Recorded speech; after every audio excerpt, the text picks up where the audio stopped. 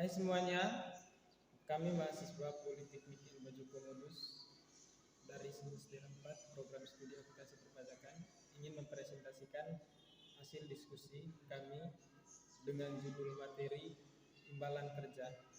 Perkenalkan, nama saya Andres Tagung. Saya Maria Sulasti Bahagia. Saya Maria Virginia Hardina Anggur. Baik, berikut adalah presentasi dari hasil diskusi kami.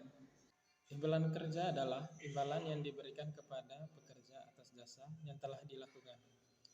Imbalan diakui secara akrual pada saat pekerja telah memberikan jasanya. Imbalan yang diberikan dapat berupa gaji atau bentuk fasilitas seperti kendaraan, rumah, fasilitas kesehatan, dan asuransi. Imbalan dapat berupa imbalan jangka pendek, yaitu imbalan yang diberikan dalam jangka waktu 1 periode, atau imbalan jangka panjang yang diberikan setelah lebih dari 1 periode, atau imbalan pasca kerja. Imbalan jangka panjang, contohnya insentif yang diberikan kepada pekerja setelah menyelesaikan masa kerja dalam jangka waktu tertentu.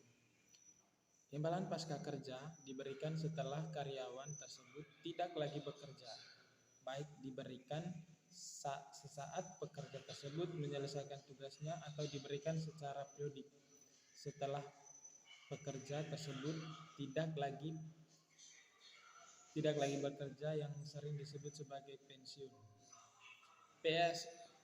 PSAK membedakan imbalan pasca kerja sebagai program iuran pasti dan manfaat pasti. Imbalan kerja, terutama imbalan pasca kerja, harus dicadangkan sebagai suatu kewajiban karena laporan keuangan disusun dengan basis akrual dan jumlah biasanya material.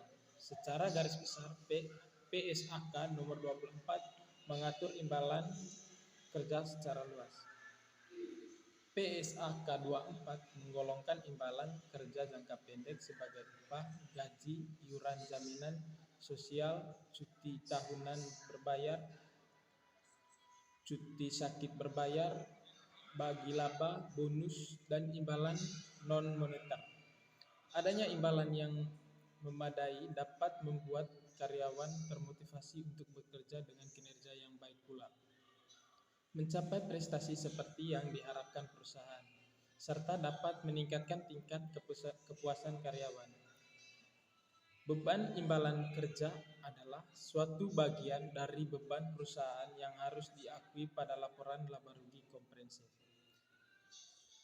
Beban imbalan kerja adalah suatu bagian dari beberapa perusahaan yang harus diakui pada laporan laba rugi komprehensif. Beban kerja baik jangka pendek maupun jangka panjang harus dicadangkan sebagai suatu kewajiban setiap bulannya sebagai konsekuensi adanya jasa yang diberikan pekerja kepada perusahaan. Pencadangan dilakukan karena laporan keuangan disusun dengan basis akrual dan juga imbalan kerja biasanya material. Pencadangan ini dilakukan agar laporan keuangan menyajikan informasi yang relevan bagi pengambil keputusan. Imbalan kerja dilakukan dunia usaha merupakan bagian yang tidak terlepaskan, dikarenakan imbalan kerja merupakan balas jasa atas jasa yang telah diberikan pekerja terhadap perusahaan. Kinerja pekerja pun akan sangat terpengaruh atas pemberian imbalan kerja oleh perusahaan. Pemberian imbalan kerja bukan hanya akan mempengaruhi terhadap kerja yang nantinya akan berdampak pada produktivitas perusahaan, tetapi juga akan berdampak secara finansial apabila tidak disikapi dengan bijak oleh pihak perusahaan.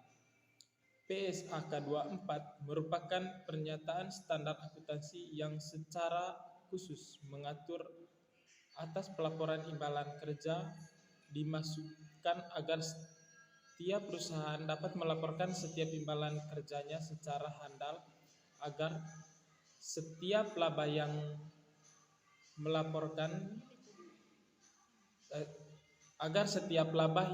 atau ataupun kewajibannya diakui perusahaan merupakan informasi yang sebenarnya. Selain di PSAK 24, imbalan kerja juga diatur dalam Undang-Undang Nomor 13 Tahun 2003 tentang ketenagakerjaan. Dalam Undang-Undang tentang ketenagakerjaan ini, imbalan kerja didefinisikan sebagai berikut. Yang pertama itu upah.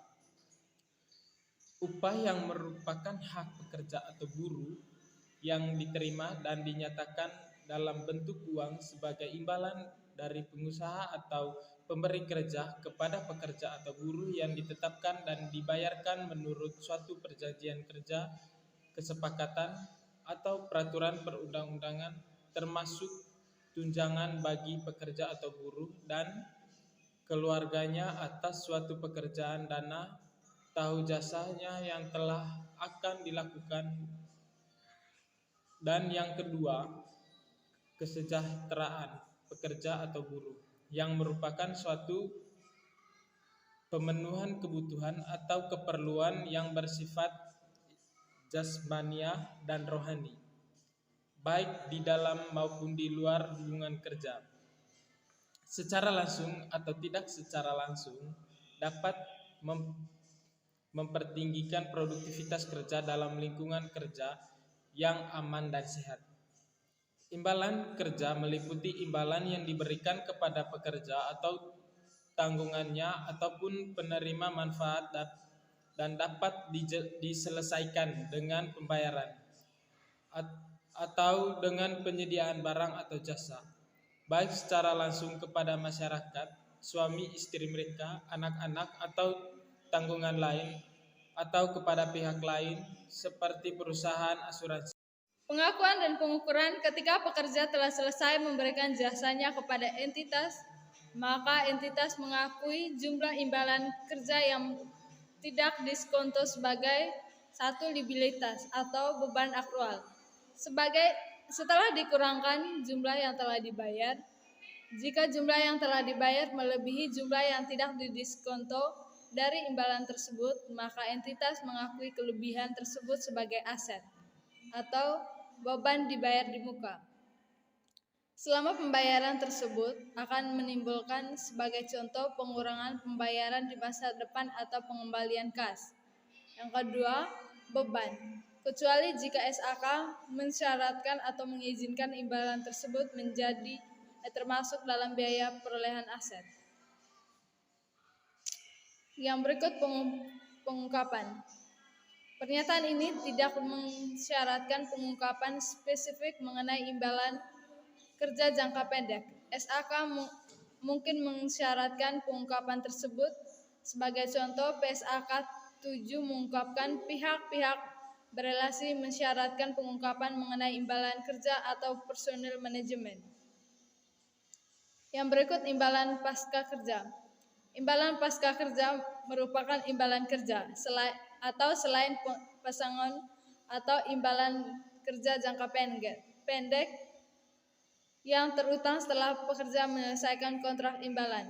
Imbalan pasca kerja mencakup hal-hal sebagai berikut. Yang pertama, imbalan purna karya, yaitu pensiun dan pembayaran sekaligus pada saat purna karya. Yang kedua, imbalan pasca kerja lainnya seperti asuransi jiwa pasca kerja dan fasilitas pelayanan kesehatan pasca kerja. Program imbalan pasca kerja diklarifikasi sebagai program iuran pasti dan program imbalan pasti, bergantung pada substansi ekonomi dari syarat dan ketentuan pokok dari program tersebut. Yang berikut, program iuran. Program iuran pasti adalah program imbalan pasca kerja yang mewajibkan perusahaan membayar sejumlah iuran tertentu pada entitas terpisah, sehingga perusahaan tidak memiliki kewajiban hukum atau kewajiban konstruktif untuk membayar iuran lebih lanjut jika entitas tersebut tidak memiliki aset yang cukup untuk membayar keseluruhan imbalan pasca kerja. Yang berikutnya adalah pengakuan dan pengukuran untuk program iuran. PSAK 24 menyatakan bahwa ketika pekerja telah memberikan jasa kepada perusahaan selama suatu periode, perusahaan mengakui iuran terutang kepada program iuran pasti atas jasa pekerja. 1. Sebagai liabilitas atau beban akrual setelah dikurangi dengan iuran yang telah dibayar. Jika iuran yang telah dibayar tersebut melebihi iuran terutang untuk jasa sebelum akhir periode pelaporan, maka entitas mengakui kelebihan tersebut sebagai aset atau beban dibayar di muka sepanjang kelebihan tersebut akan mengurangi pembayaran iuran masa depan atau pembayaran kembali dalam bentuk kas. 2. Sebagai beban, kecuali jika PSAK lain mensyaratkan atau mengizinkan iuran tersebut untuk dimasukkan dalam biaya perolehan aset. Yang berikutnya adalah pengungkapan. Jumlah yang diakui sebagai suatu beban untuk program iuran pasti harus diungkapkan di dalam laporan keuangan. Dengan demikian pula, halnya dengan iuran yang dilakukan terhadap program iuran pasti bagi personel manajemen kunci harus diungkapkan. Yang berikutnya adalah program imbalan pasti. Program imbalan pasti adalah program imbalan pasca kerja yang bukan merupakan program iuran pasti. Program imbalan pasti menguraikan manfaat yang akan diterima oleh karyawan ketika mereka pensiun. Pengakuan dan pengukuran untuk program imbalan pasti. Proses akuntansi oleh perusahaan untuk program imbalan pasti meliputi tahap-tahap berikut ini. 1. Menentukan defisit atau surplus dengan menggunakan teknik aktuarial, metode projected unit credit. 2. Menentukan jumlah liabilitas atau aset imbalan pasti neto sebagai jumlah defisit atau surplus. 3. Menentukan jumlah yang harus diakui dalam laba rugi. 4. Menentukan pengukuran kembali atas liabilitas atau aset imbalan pasti neto yang akan diakui sebagai penghasilan komprehensif lain. Yang berikutnya adalah pengungkapan. Entitas harus mengungkapkan informasi berikut. 1. Menjelaskan karakteristik program imbalan pasti dan risiko yang terkait. 2. Mengidentifikasi dan menjelaskan jumlah yang timbul dari program imbalan pasti dalam laporan keuangan. 3. Menjelaskan bagaimana program imbalan pasti dapat berdampak terhadap jumlah, waktu, dan ketidakpastian arus kas entitas masa depan. Itulah hasil presentasi singkat dari kelompok kami. Bila ada kesalahan, mohon maaf. Sekian dan terima kasih.